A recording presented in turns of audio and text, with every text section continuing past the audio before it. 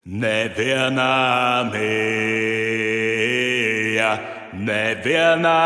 tāds godiņš, rumtai, rīdralalap. Ja mēs gribam noturēt savu neatkarīgu un brīvu valsti, tad, protams, jābūt saviem drošības spēkiem, jāparāda citiem arī, ka mēs esam gatavi savu valsti aizstāvēt. Un bez tā, es domāju, nekādi. Rumtai, rīdralalap.